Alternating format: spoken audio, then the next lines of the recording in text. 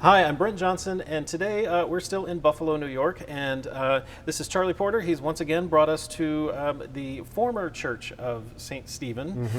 This is no longer a church, it's now a private residence and an event space, it appears. But still enclosed within it is this amazing 1860 Garrett House organ, which predates the church.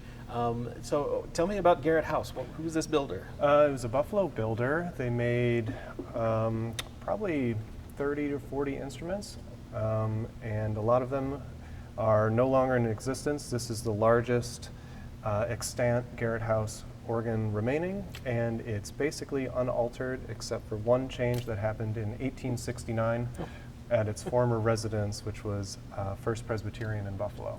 Okay. Well, it's a beautiful case. The stencil pipes are amazing. They look like they've been illuminated. They're pink and blue. A whole lot of color popping up here on this case, and a beautiful case that it's all been enclosed in. Now, this, again, as we said, is not a church anymore. Right. So the organ is not used, and it's been suffered a little bit of neglect, as I understand. I think it hasn't been properly maintained in a couple decades. Okay. So what you see is what we've got right now. Wow. But all in all, for something that is 160, 170, no, I'm sorry, 140, 150 years old, not too shabby. Yeah. So- All right. Well, let's hear what is playing and what kind of sounds we can Yeah. eke out of it. Tell me what we've got. Well, let's see here. We'll start with the open diapason and the grate.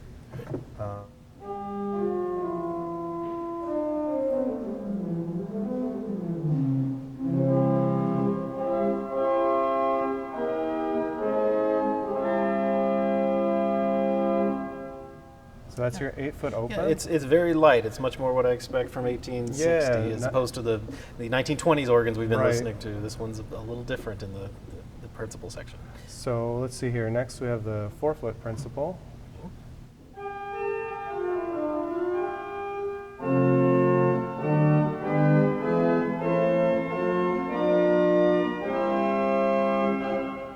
Again, very gentle, not too Doesn't aggressive. overwhelm. And then the 2-foot. Try that.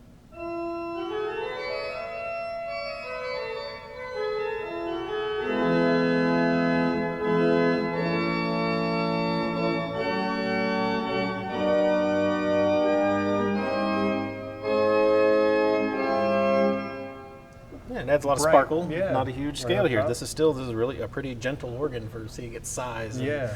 and imposition in the room. Okay. Definitely.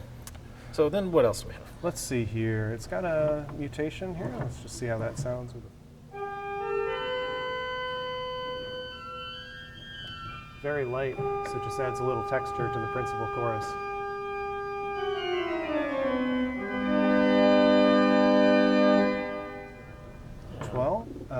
Then we have a stop diapason, Okay. treble and bass. So it's divided into two Yep. knobs.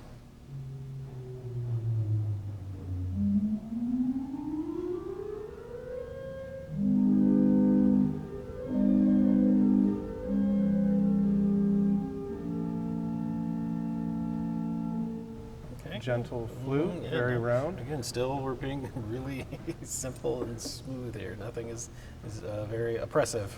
And then let's see here. It's got a dulciana.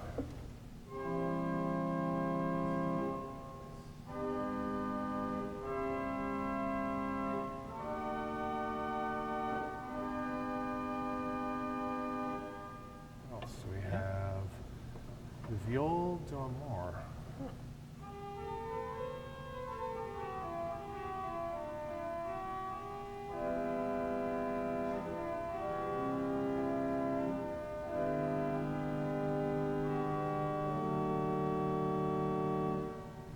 And then also in the grate, there's the trumpet.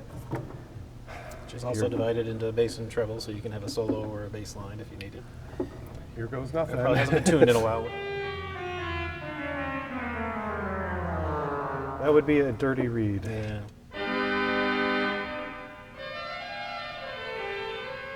Sounds thinner. But yeah, it's still a bright, Right. edgy reed. And imagine on top of the principal chorus, really cuts through still. And but again, just not very loud overall. Right, This is for the still- size of the space. Yeah. It seems underwhelming. And then underneath everything, there is a double open diapason at 16 foot.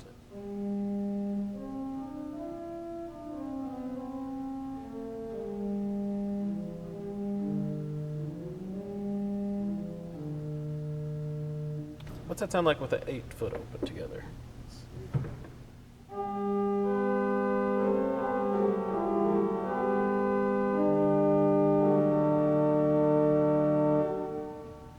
It's very nice, and I still just can't quite get over how gentle it is for the scale of this instrument in the space. It just that was the voice they wanted in 1860, when I guess the world was a little quieter and we didn't have to compete with air conditioning and things like that.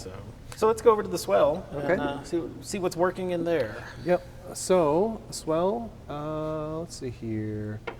Open diapason up here.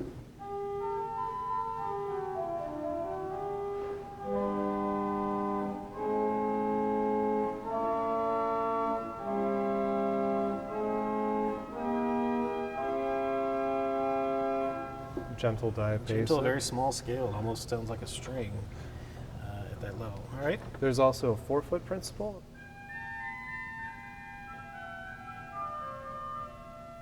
Let's try with the open.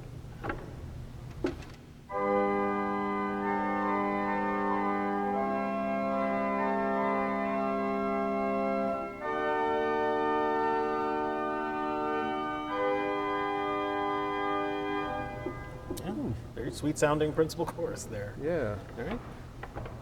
I'm assuming this is a 2-foot piccola. This must be the edition that was in 1869.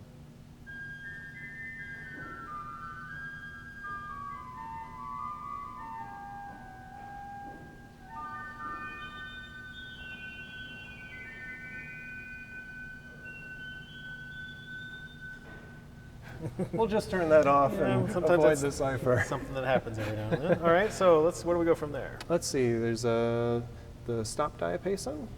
Or the key cipher. Or is it just... yeah. Let's try the Clarabella. Oh, there it is. F sharp was stuck. Very stringy flute.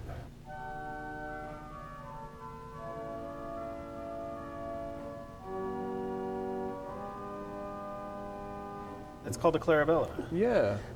Normally Clarabellas are big open wood flutes, and this may be wood, but it's very skinny, very stringy. Sounds very stringy. I'm very surprised. I'm curious to that's go not in what I and expected. see what that looks like. Let's see here. There's the cornet.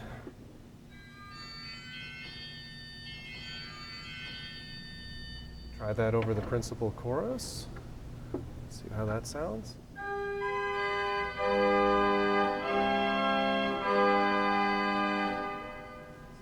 It needs a little tuning, yes, but it doesn't seem like it's really a principal mixture style. No, definitely not. Like maybe, yeah. Probably with a string. Let's try it. Weird. Maybe it was a Clarabella even. Maybe that's what they meant, yeah. I mean, it's hard to tell when it's not in tune. Right, what it's supposed to be What the best used for. combination is, Yeah. but it's very gentle. It just seems like it might be just sort of for brightening up some of the other stops, not acting like a mixture like we use them today. Right. Right, and then we have a reed in here, don't we? We have two. We have a trumpet up here. I thought we did.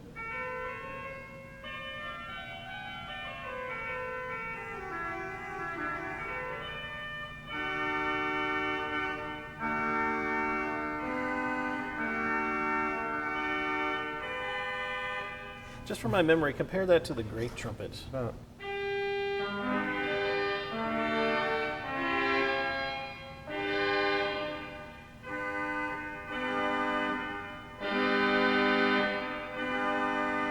Yeah, much smaller, but darker.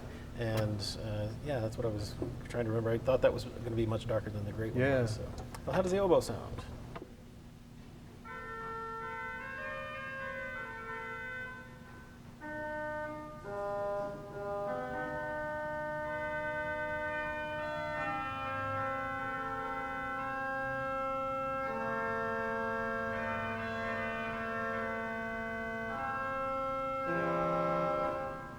Well, what we can hear there, it sounds like it's a nice thin oboe, a good complement to the trumpet that's a little bigger.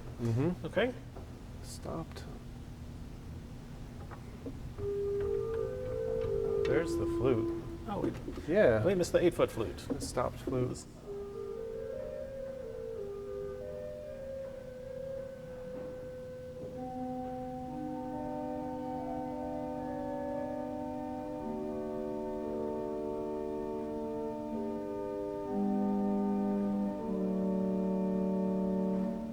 a nice mellow sound. It's mellow. It's got a little bit of color in it that the great flute didn't quite have. So it's interesting that that one was a little brighter.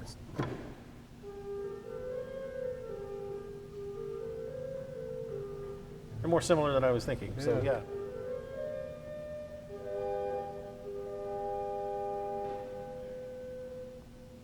And let's see.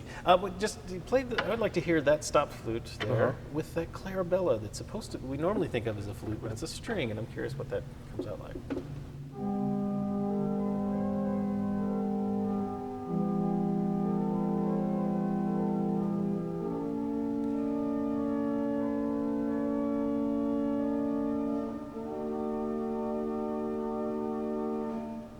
Getting a little bit of Celeste off of that. Yeah. It's clarabella because where it's out of tune, but that's an interesting new hybrid sound there. Yeah. And again, I'll have to go look and see what that clarabella is made out of because that's a unique sound. For sure. And I think the only pedal stop is our double open diapason. Oh. Let's see what's left here.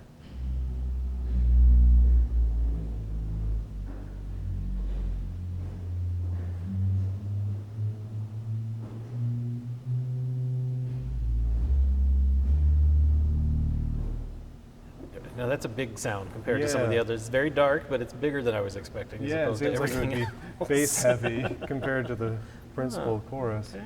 Interesting. Yeah, nice wood sound though.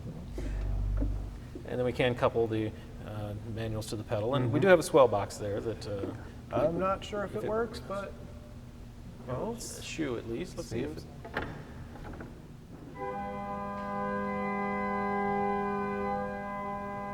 A little bit of espresso. Yeah, I mean, it's a mechanical connection, so there's less to fail there over time. Limited motion, but does a little bit. Well, this instrument is in need of some love, obviously. It's been sitting here a long time, and it's even got an OHS certificate. Right. That says this, for the work that's been done to keep it where it is. But it's, maybe the fact that it hasn't been messed with is actually part of the reason it's still here. Yeah, it's nearly original. The only real difference is that it's got wind from an electric blower compared to the original. Besides the one addition in 1869, if you want to call that an alteration, I suppose it is. But right now, the organ is actually, we're trying to find a home for it. Oh. Looking to find a congregation or a private owner that might appreciate it. It's large and it's unique, but it's a piece of history that, if preserved, it would be worth preserving. Oh, definitely. Well, I hope somebody watching the video knows a good home for this organ, and we can find it somewhere where it'll be restored and played, because it is a wonderful piece of history, and it's a beautiful sounding organ, despite its tuning and issues. There's still some wonderful colors in there, and I can't wait to hear the whole thing playing together someday. Yep. But for now, I want to go look around inside and see what let's do it. See what this looks like. See where you walk in and smash your head on the trackers. Here's our stop actions.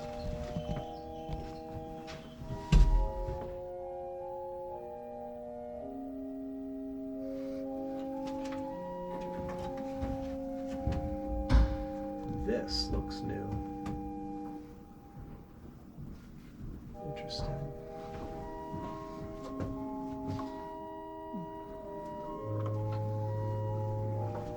Another double rise reservoir. This is a curious weight piece of the building.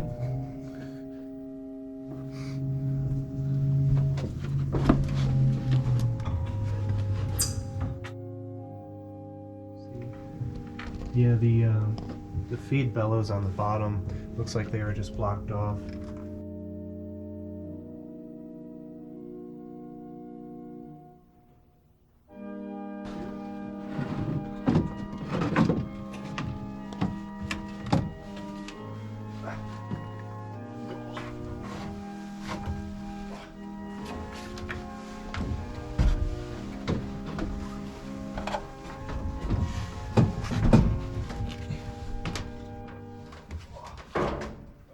So we're looking up at the Great Division here, and we can see that the pipes they've been through a lot. There's a lot of damage to the tops of the pipes from bad tuning practices. I think tuning slides were added later to some of the pipes. They may have been originally cone-tuned.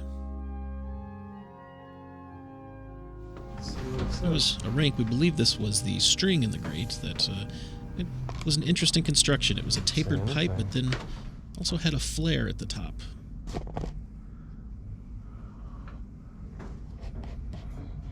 It's got the note, but it doesn't say. I would guess that's on the rake. It's the string. Interesting.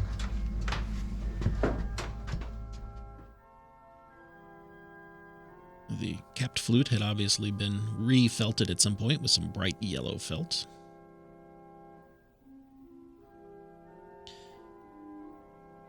Now the swell is above us, and getting into it is a little bit treacherous, so we don't have any good video of that process, but we'll jump straight to looking in the back of the swell here. You can climb up behind and open up the back of the box and peek in. I believe we see the stopped flute in the principal, and then we think the thing that's down at the bottom of the screen was the Clarabella. Possibly that wooden flute that goes into metal, but has a very stringy sound. And the 2-foot in the mixture next to it, and then the reed is at the back of the box. The swell shades they're very wide shades, which might account for why they don't seem as expressive. When you open them a little bit, you're opening up a whole lot of space very quickly. Now we're on the walkboard behind the swell box, peeking down at the pedal division. See the stop action coming up for the swell. These 16-foot opens were fine-tuned by drilling holes to make them slightly sharper. They had to be done in place. I imagine that was the quickest and easiest way to do it. Just looking down at the other side.